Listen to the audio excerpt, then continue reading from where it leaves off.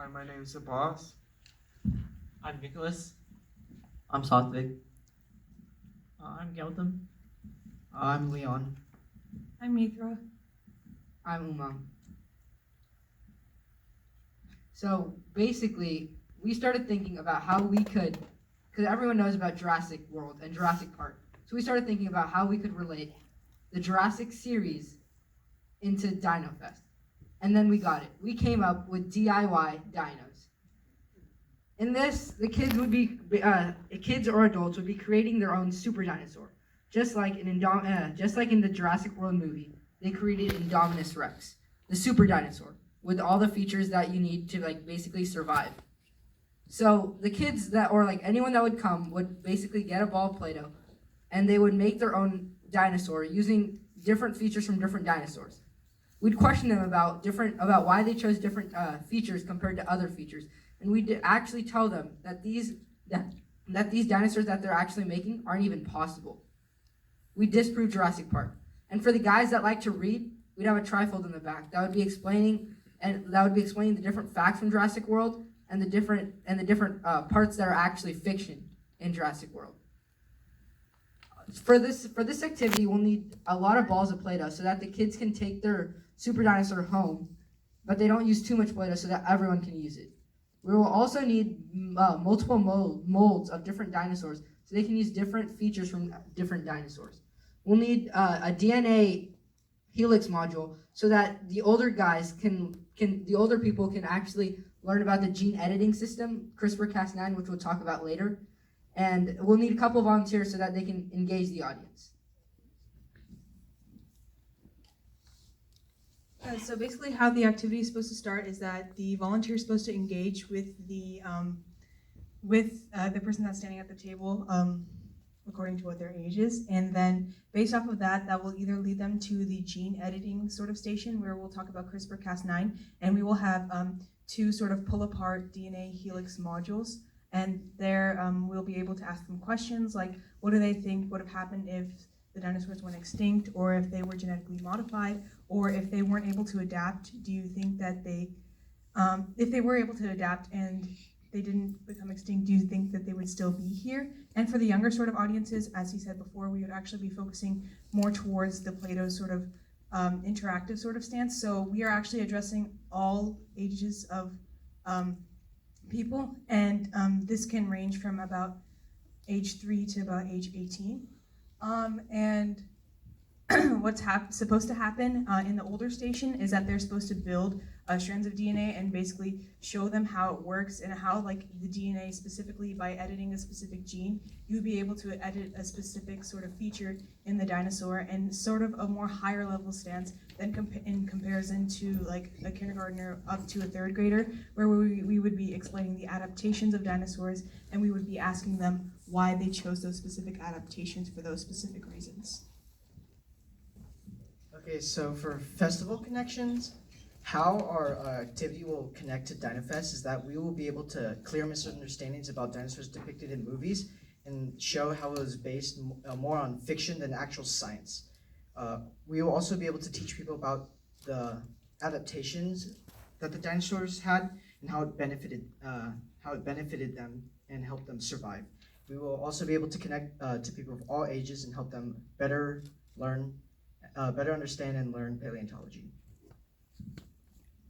Okay, so for background information, we want to make sure that instead of just presenting the facts, we want to be able to disprove them and explain why they're incorrect as well. And so some of that background information includes DNA extraction, which is a routine procedure used to extract DNA from a cell's nucleus.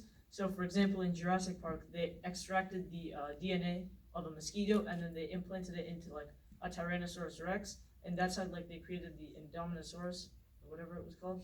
And so basically we want to explain to them that that's completely impossible. And so a couple other things that we want to be able to explain to them are the 5 kinds of evolution, gene modification, adaptations, and hybridizations. Because in the movies, they said that they combined a T-Rex with a frog to make it camouflage and heat resistant and things like that.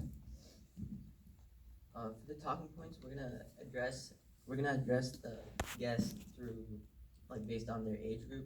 So mainly for kids, we're gonna talk to them about like dinosaur features and how they adapt to their environment to survive.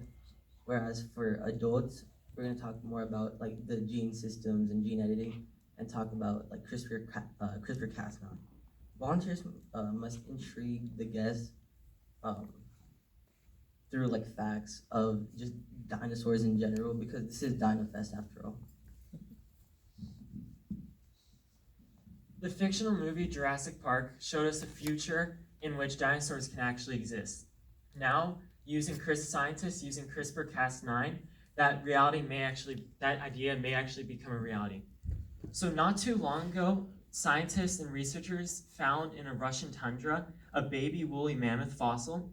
And so they found blood that was like oozing out of it, and they put it into vials, and now using the CRISPR-Cas9, they're slowly implanting it into Asian elephant eggs, and over time, that baby elephant will adopt characteristics of a woolly mammoth. And the main reason why they want to resurrect the woolly mammoth race is because of the permafrost and the climate change. And so in a Russian tundra, the temperature is becoming more and more hot, so the ice is melting and the ecosystem is being affected.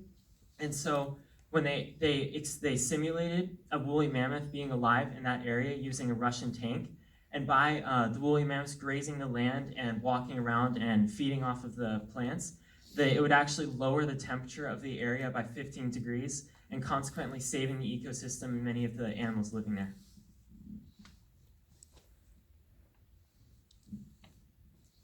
Okay, so some of our learning objectives include being able to distinguish between science and fiction. Basically, learn the difference between Jurassic World and reality.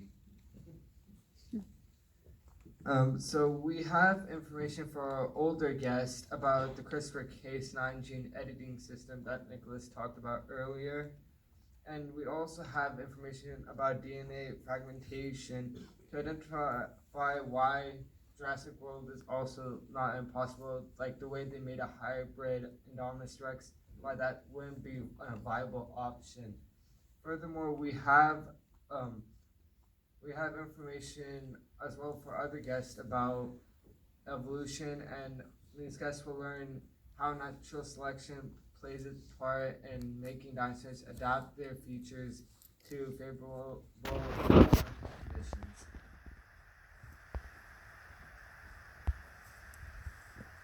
So this is our materials we're gonna get. We have Play-Doh 48 pack, and that's gonna be to make the dinosaur models.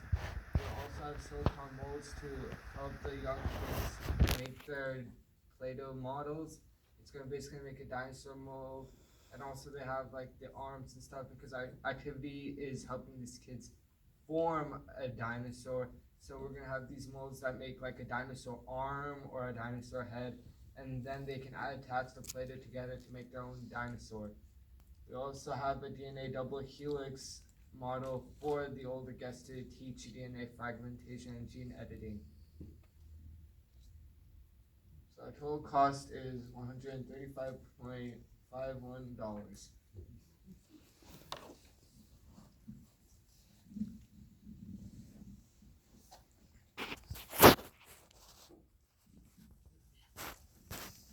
Okay, so we're Dino Dig Out, and I'm Emily.